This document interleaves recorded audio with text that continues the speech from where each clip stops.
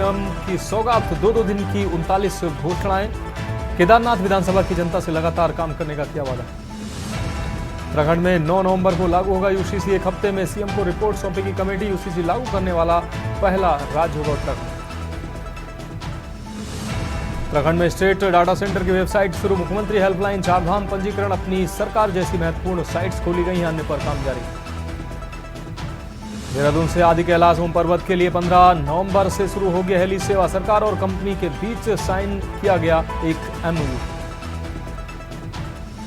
रुद्रपुर में अवैध मदरसे पर हुई कानूनी कार्रवाई। अब मदरसा बोर्ड ने शुरू किया हेल्पलाइन। शिकायत आने पर सख्त कार्रवाई की सिफारिश की जाएगी। 15 साल से अधिक उम्र के निरक्षर होंगे साक्षर। अंक ज्ञान के साथ जीवन से जुड़े कौशल सीखेंगे। राष्ट्रीय साक्षरता प्रकोष्ठ का किया गया गठन। आप देख रहे हैं के न्यूज, खबरों का सारथी। नमस्कार, उत्तराखंड की खबरों के साथ मैं हूं मनोज मानस और अब खबरें विस्तार से। आपको बता दें, लक्सर से पहली खबर है, जहां प्रतापपुर गांव के 2 गुटों में संघर्ष की घटना सामने आई है। संघर्ष में आधा दर्जन से अधिक लोग घायल हुए हैं। गांव में रंजिश के चलते 2 गुटों में यह संघर्ष देखने को मिला है। एक पक्ष का दूसरे पक्ष पर फायरिंग का आरोप लगा है। पुलिस ने फायरिंग की घटना से हालांकि इनकार किया है। मौके पर पहुंची पुलिस ने घायलों को अस्पताल पहुंचाया है। वहीं सभी घायलों का सरकारी अस्पताल में उपचार जारी है।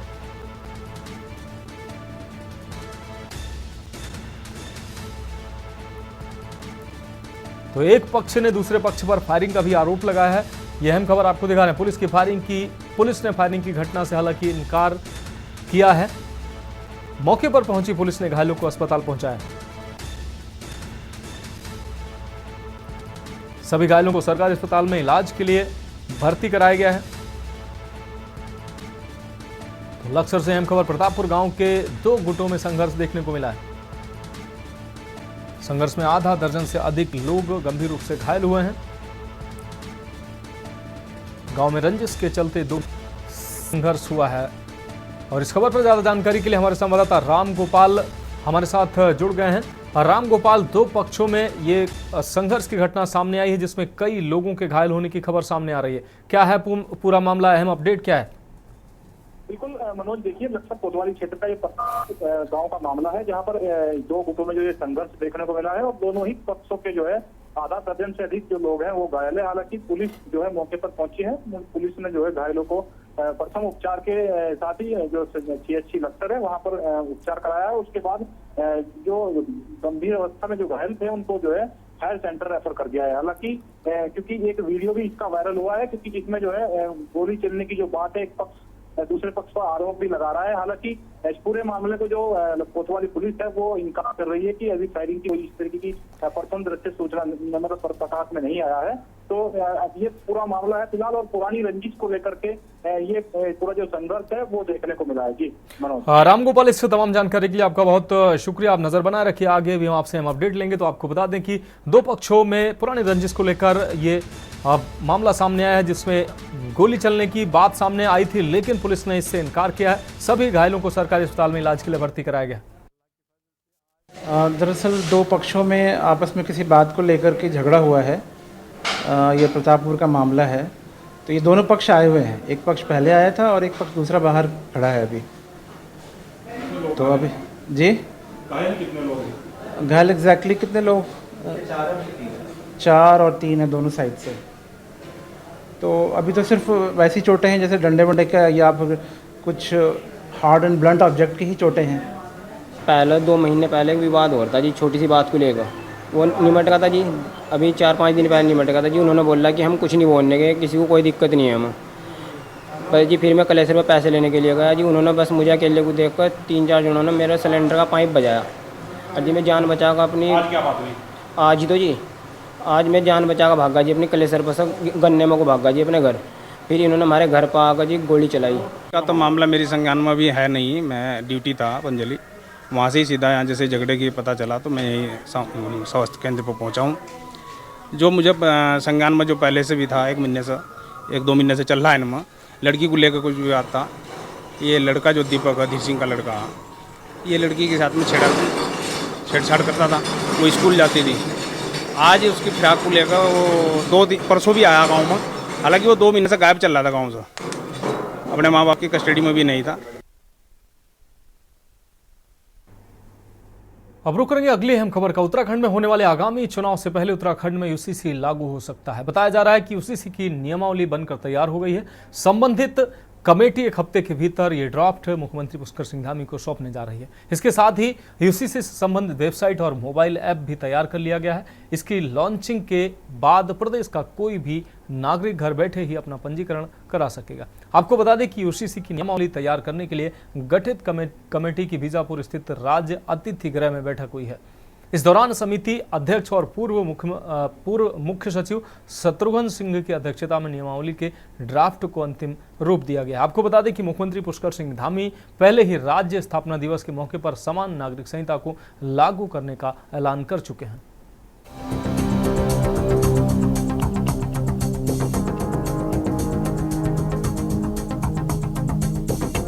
उत्तराखंड की धामी सरकार राज्य की जनता से किए गए अपने सबसे बड़े वादे को पूरा करने जा रही है। जी हां, हम यूसीसी की बात कर रहे हैं। बताया जा रहा है कि यूसीसी की नियमावली बनकर तैयार हो गई है। यूसीसी के लिए गठित की गई कमेटी एक हफ्ते के भीतर यह ड्राफ्ट मुख्यमंत्री पुष्कर सिंह धामी को सौंपने जा रही है। इसके साथ ही यूसीसी से संबंधित वेबसाइट और मोबाइल ऐप भी तैयार कर लिया गया है। इनकी लॉन्चिंग के बाद प्रदेश का कोई भी नागरिक घर बैठे ही अपना पंजीकरण करा सकेगा। यूसीसी की नियमावली तैयार करने के लिए गठित कमेटी की बीजापुर स्थित राज्य अतिथि गृह में बैठक हुई। पूर्व मुख्य सचिव शत्रुघ्न सिंह की अध्यक्षता में नियमावली के ड्राफ्ट को अंतिम रूप दिया गया। तो आपकी जानकारी के लिए रूल बनाने वाली जो समिति गठित की गई थी मार्च फरवरी में, जिसकी पहली मीटिंग फरवरी के आखिरी सप्ताह में हुई थी, उसने अब अपना काम रूल बनाने का पूरा कर लिया। आज की जो बैठक समिति की हुई है उसमें जो रूल बनाए गए हैं उसके जो फाइनल पॉइंट्स बचे हुए थे उस पर चर्चा हो रही है और रूल हमारा तैयार है। अब हम उसको प्रिंटिंग के लिए देंगे और प्रिंटिंग से जैसे ही हमारे पास आएगा माननीय मुख्यमंत्री जी से समय लेकर हम उनके समक्ष प्रस्तुत करेंगे। यूसीसी का ढोल लगातार भाजपा सरकार पीट रही है, लेकिन यूसीसी उत्तराखंड के हित में कैसे है इसका जवाब आज तक नहीं दिया जा रहा। उत्तराखंड का बेरोजगार रोजगार मांग रहा है, उत्तराखंड की जनता पलायन से तरस है, विकास की लगातार मांग हो रही है, कानून व्यवस्था के मोर्चे पे सरकार फेल है। चौतरफा नाकामियों के बावजूद जो है जनता का ध्यान भटकाने के लिए यूसीसी की रट सरकार लगा रही है। और हमने कहा आप जब यूसीसी लेकर के आ गए हैं, ये यूसीसी उत्तराखंड के बाहर कितना काम आएगा देश के, ये भी देश की जनता जानना चाहती है। अगर यूसीसी पर भाजपा गंभीर होती तो केंद्र में यूसीसी का बिल लेकर के आती जो पूरे देश पे लागू होता, लेकिन केवल राज्यों के सहारे चुनावी रणनीति साधना चाहती है भाजपा और यूसीसी पर कोई गंभीर नहीं है भारतीय जनता पार्टी। देखिए, वो रटी रटाई बात कह रहे हैं। हमने चुनाव से पहले जनता के बीच में गए थे कि हम यूसीसी लाएंगे और उत्तराखंड की जनता ने हमको मैंडेट दिया, दूसरी बार सरकार बनाई। हम जनता से किए वादे को पूरा कर रहे हैं। हम यूसीसी के कानून को हमने विधानसभा से पारित किया, उसके बाद राज्यपाल महोदय के यहाँ से उसकी अनुमति मिली और आज उसकी नियमावली भी लगभग तैयार हो गई है। और हमने जैसे जनता से वादा किया है कि हम 9 नवंबर से पहले यूसीसी लागू कर देंगे, हम उसको करने जा रहे थे। जो हमने जनता के सामने जो मुद्दे रखे थे, जिस पर जनता ने मैंडेट देकर हमारी सरकार बनवाई है, तो हम अपने वादों को पूरा कर रहे हैं। और किसी भी सरकार के लिए ये अपने आप में एक बड़ा काम रहता है कि जो भी उसने जनता से वादे किए अपने वादों को पूरा करें। हम अपने वादों पर खरे उतर रहे हैं। जनता की नज़रों में हम अपना काम ठीक प्रकार से कर रहे हैं। हम इस बात से कंसर्न हैं। कांग्रेस क्या कहती है वो हमारे लिए बड़ा सब्जेक्ट नहीं है, क्योंकि कांग्रेस तो यूसीसी के विरोध में बोलेगी ही बोलेगी, क्योंकि उनका जो बेस वोटर है वो उसके विरोध में है। आपको बता दें कि धामी सरकार ने सुप्रीम कोर्ट की पूर्व न्यायाधीश रंजिता प्रकाश देसाई की अध्यक्षता में यूसीसी का ड्राफ्ट तैयार करने के लिए 5 सदस्यीय कमेटी बनाई थी। वहीं यूसीसी बिल को राष्ट्रपति से भी मंजूरी मिल चुकी है। वहीं धामी सरकार का कहना है कि विधानसभा चुनाव 2022 के दौरान जो वादा जनता से किया था उसे पूरा कर दिया गया है। उन्होंने कहा कि समान नागरिक संहिता कानून लागू होने से सभी नागरिकों को समान अधिकार मिलने के साथ ही महिलाओं पर हो रहे उत्पीड़न पर भी लगाम लगेगी। हालांकि विपक्ष यूसीसी को लेकर सीएम धामी पर झूठ फैलाने का आरोप लगा रहे हैं। कि धामी जी केवल जुमलेबाजी करते हैं अपने नेता नरेंद्र मोदी जी की तरह। यूसीसी बना ही कहाँ है उत्तराखंड में? ये मूर्ख बनाने का काम है। यूसीसी बना ही नहीं है। मैं चुनौती दे करके कह रहा हूं, चैलेंज देके कह रहा हूं, यूसीसी बना ही नहीं है। ये बेवकूफ बना रहे हैं। यूसीसी का मतलब क्या होता है? यूनिफॉर्म। यूनिफॉर्म का मतलब क्या होता है? सामान। सामान्य का मतलब क्या होता है? सबके लिए एक समान। तो आपने राज्य के अनुसूचित जनजाति वर्ग को छोड़ दिया तो यूसीसी कैसे हुआ? You are making fool of the people. लेकिन एक अंग्रेजी में कहावत है, you can fool a person all of the times, some of the people some of the times, but you can not fool all of the people all of the times. आप हमेशा सब लोगों को मूर्ख नहीं बना सकते। यूसीसी बना ही नहीं है। जितने लोग यूसीसी बनाने की प्रक्रिया में थे वो उन्होंने सबने फ्रॉड किया है। देखिए, ये सरासर, क्योंकि मुख्यमंत्री जी भी जानते हैं कि भू कानून और मूल निवास को लेके यहाँ उत्तराखंड के जो निवासी हैं वो काफी सक्रिय हो रहे हैं। उन लोगों को भू कानून और मूल निवास की आवश्यकता है, लेकिन कहीं ना कहीं इन मुद्दों को दबाने के लिए, ताकि ये मुद्दे जोर ना पकड़े, इसीलिए यूसीसी की बात कर रहे हैं। अब यूसीसी में तो हम लोगों का नुकसान है। जो मूल निवास 1950 की हम लोग बात कर रहे हैं, अगर यूसीसी आ जाता है तो वो तो पिछले जो 1 साल से आए हुए लोग हैं उनके अधिकारों को, और जो यहाँ के मूल निवासी हैं उनके अधिकारों को बराबर करता है। और दूसरी चीज जो यूसीसी में है, आप लिव इन रिलेशन को लीगल कर रहे हो एक तरह से। आप ये देखिए कि आपने बोला कि लिव इन रिलेशन में रह सकते हैं अगर आप रजिस्ट्रेशन करोगे, तो आप इस देवभूमि में किस तरह का कल्चर लाना चाहते हो? सबसे पहली बात तो आपको लिव इन रिलेशन की बात ही नहीं करनी चाहिए थी। लेकिन यूसीसी के अंदर इस तरह के कई पॉइंट्स हैं जो इन्होंने इन्वॉल्व किए हैं।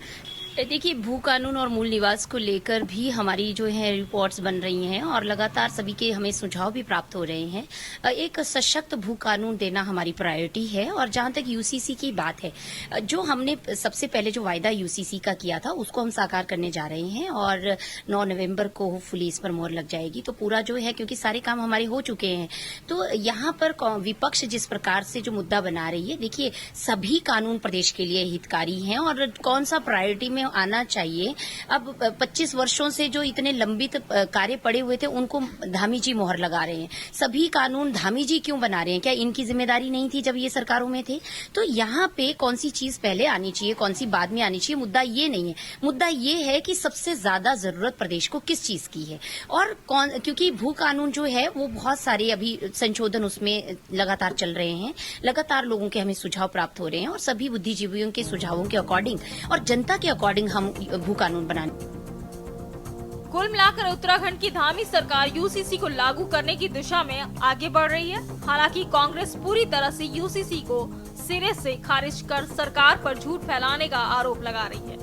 सवाल ये है कि क्या मान लिया जाए कि धामी सरकार 9 नवंबर को राज्य में यूसीसी को लागू करने जा रही है?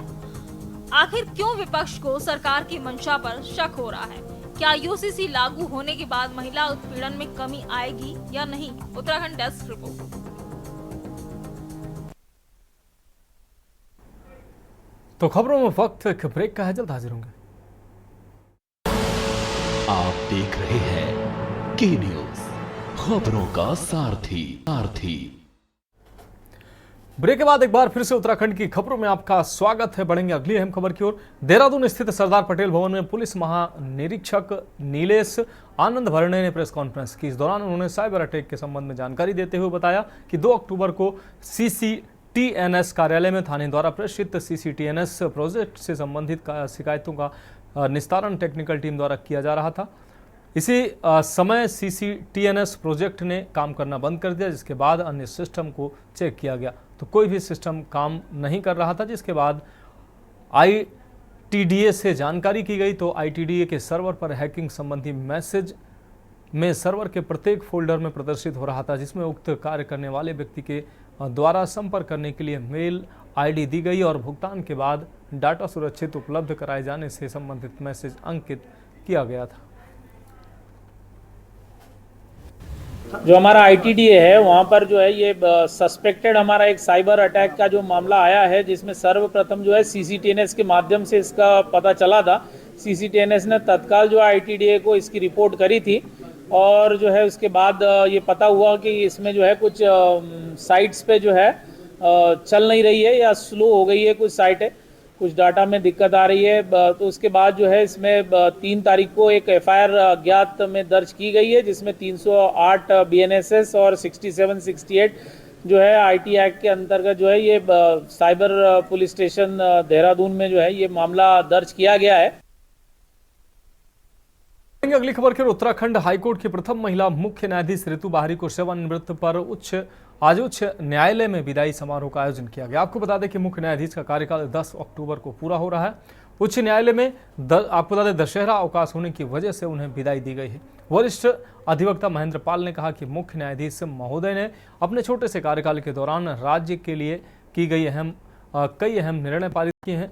फैमिली कोर्ट के मामले हो या आउटसोर्स कर्मचारी को उनके हितों को ध्यान में रखते हुए अहम निर्णय दिए हैं। मुख्य सचिव आपको बता दें मुख्य न्यायाधीश ऋतु बाहरी ने सभी लोगों को धन्यवाद करते हुए उन्होंने कहा कि उत्तराखंड में काम करके बहुत अच्छा लगा, उत्तराखंड हमेशा याद रहेगा।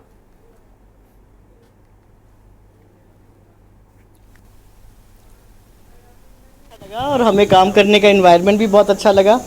आई will always remember this place and thank you to everybody. Chief justice का बहुत अच्छा कार्यकाल रहा, जितने भी दिन रहे बड़े उन्होंने अच्छे जजमेंट किए। काफ़ी खासकर कुछ लोगों को जो 14 साल से ऊपर जेलों में थे उनको रिलीफ दी, जो कि कहा जा सकता है कि वो न्यायपूर्ण नहीं था। उनको जितनी भी सज़ा मिलनी थी नियमानुसार हो गया था, वो ऐसे ही पड़े हुए थे। तो चीफ जस्टिस ने उनको भी कंसिडर किया, वो लोग रिलीज हुए, बहुत बड़ी रिलीफ उनको मिली। इसी तरह से जो रेफरेंस वाले आए थे, मैक्सिमम रेफरेंस में भी जिनको फांसी की सज़ा हुई थी उनमें से मैक्सिमम लोगों को काफ़ी एक्विटल हुआ, अच्छी रिलीफ दी। बढ़ेंगे अगली खबर की। उत्तराखंड हाईकोर्ट ने 1975 के बाद से आज तक नैनीताल जिले के रामनगर से जुड़े क्षेत्र सुंदरखाल में रह रहे लोगों द्वारा विस्थापन की मांग को लेकर दायर जनहित याचिका पर सुनवाई करते हुए कोर्ट की खंडपीठ ने वन सचिव से 4 सप्ताह में प्रगति रिपोर्ट पेश करने को कहा है। साथ में कोर्ट ने पूछा कि 2014 में क्षेत्र के लोगों के विस्थापन के लिए बनाई गई कमेटी के निर्णय पर राज्य सरकार ने अब तक क्या कदम उठाए हैं। 4 सप्ताह के भीतर उसकी प्रगति रिपोर्ट भी पेश करें। आपको बता दें कि समाजसेवी संस्था इंडिपेंडेंट मीडिया सोसाइटी ने उच्च न्यायालय में जनहित याचिका दायर कर कहा कि नैनीताल जिले के सुंदरखाल में वर्ष 1975 से रह रहे ग्रामीणों को बिजली, पानी, स्वास्थ्य, शिक्षा जैसी मूलभूत सुविधाएं नहीं मिल पा रही हैं, जिसे लेकर पिछले कई वर्षों से सुंदरखाल के ग्रामीण लोग विस्थापन की मांग कर राज्य सरकार से करते आए हैं, जिसे लेकर सरकार ने वर्ष 2014 में एक कमेटी बनाकर विस्थापन करने का निर्णय लिया था।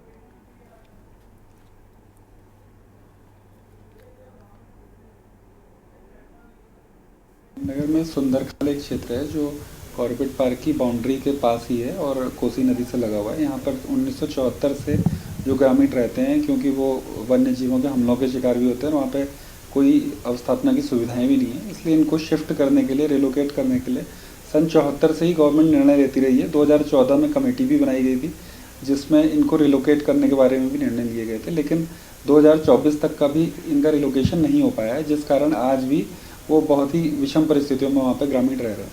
तो कोर्ट ने आज ये डायरेक्ट किया है स्टेट को कि वो सन 2014 में जब कमेटी बनाई थी, विस्थापन की प्रक्रिया भी तय कर दी थी, तब से लेकर आज तक उन्होंने क्या स्टेप्स उठाए हैं इसके बारे में वन सचिव को स्टेटस रिपोर्ट फाइल करने के लिए कोर्ट ने कहा है 4 हफ्ते में। रुक करेंगे अगली खबर का। खबर काशीपुर से, जहां कचहरी परिसर में बनी पुरानी व जर्जर इमारतों को ध्वस्त कर उनके स्थान पर नई बहुमंजिला इमारतें बनाकर तहसील कार्यालय, चकबंदी कार्यालय, न्यायालय, उप निबंधन कार्यालय व कोषागार आदि एक ही परिसर में स्थापित करने की मांग काशीपुर बार एसोसिएशन द्वारा पुरजोर ढंग से उठाई गई है। एसोसिएशन के पदाधिकारियों ने पत्रकार वार्ता आयोजित कर अपनी बात रखी है। कहा कि काशीपुर में मौजा जसपुर खुर्द में पिछले 112 वर्षों से अधिक समय से कचहरी परिसर है, जिसमें करीब 5 एकड़ भूमि का रकबा है।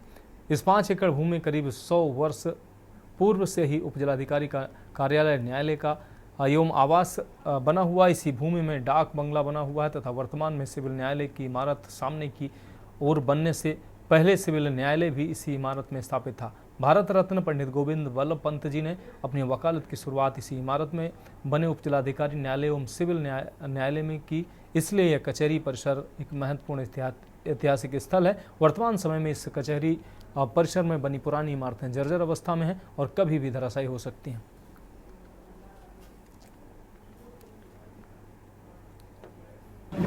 इस वार्ता का आयोजन इसलिए किया गया है कि काशीपुर तहसील जिसके शिफ्ट होने का प्रस्ताव है, सरकार उसको किसी अन्यत्र जगह पर ले जाना चाह रही है और हमने माननीय मुख्यमंत्री महोदय से और जिलाधिकारी महोदय से ये रिक्वेस्ट की थी और जिलाधिकारी महोदय ने ये इस परिसर का पूरा घूम करके निरीक्षण भी किया था और वो सेटिस्फाई थे कि यहाँ पर पर्याप्त ज़मीन है और यहाँ पर मल्टी स्टोरी बिल्डिंग बना करके तहसील आदि कार्यालय स्थापित किए जा सकते हैं।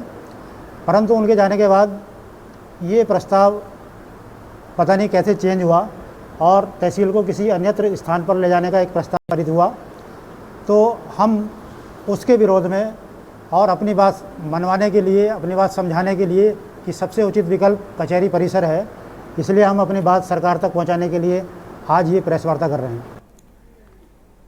बढ़ेंगे अगली खबर की ओर। मंडल मुख्यालय पौड़ी को फूलों की घाटी बनाने का संकल्प लिए बीते 4 माह से लगातार काम कर रही महिलाओं की अगुवाई कर रही राज्य आंदोलनकारी बीरा भंडारी की मुहिम अब धीरे धीरे रंग लाने लगी है। अब बीरा भंडारी के नेतृत्व में काम कर रही महिला एक ऐसे स्थान पर लगाए गए फूलों के पेड़ों में अब फूल आने लगे हैं जहां पर कभी गुलदार अपना आसियाना बनाए हुए थे।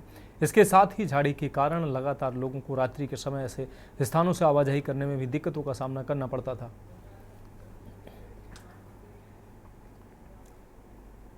और जो आज हमारा संकल्प था, आज वास्तव में आप लोग भी देख सकते हैं, प्रत्येक जनमानस सराहना कर रहा दिख रहा है कि मतलब आज हमारे फूल पुष्प जो है 4 महीने हमने जहाँ इतनी भयंकर झाड़ियाँ गंदगी यहाँ हो रखी थी और उनका हमने कटान करके हमने उनको नष्ट किया है। गुलदार का आशानी अड्डा था उसको ख़त्म किया और जो यहाँ गंदगी हो रखी थी तब से जब से हमने यहाँ फूल लगाए तब से यहाँ एक पन्नी मतलब कूड़े की भी नहीं दिखाई दे रही है। तो संकल्प हमारा कहीं ना कहीं साकार हो रहा है और हमने जो 4 महीने संकल्प लिया था कि हमारी पौड़ी हम एक फूलों की नगरी बनाएंगे, तो हमारा ये संकल्प जो है जारी रहे। बढ़ेंगे अगली खबर की ओर। उप जिला चिकित्सालय विकासनगर में अनियमितताओं व अव्यवस्थाओं के संबंध में मिल रही शिकायतों को लेकर उप चिकित्सा अधिकारी देहरादून ने किया औचक निरीक्षण के दौरान उप जिला चिकित्सालय में हड़कंप मचा रहा। उन्होंने चिकित्सालय परिसर का बारीकी से निरीक्षण कर साफ सफाई व्यवस्थाओं का जायजा लिया। इसके बाद उन्होंने ओपीडी, लैब, दवा वितरण कक्ष, प्रसव कक्ष एवं इमरजेंसी चिकित्सक कक्ष एवं जन औषधि केंद्र का भी निरीक्षण किया। इस दौरान उन्होंने मरीजों से अस्पताल से मिलने वाली सुविधाओं के बारे में भी जानकारी लेकर CMS डॉक्टर विजय सिंह को व्यवस्था सुनिश्चित करने हेतु आवश्यक दिशा निर्देश दिए।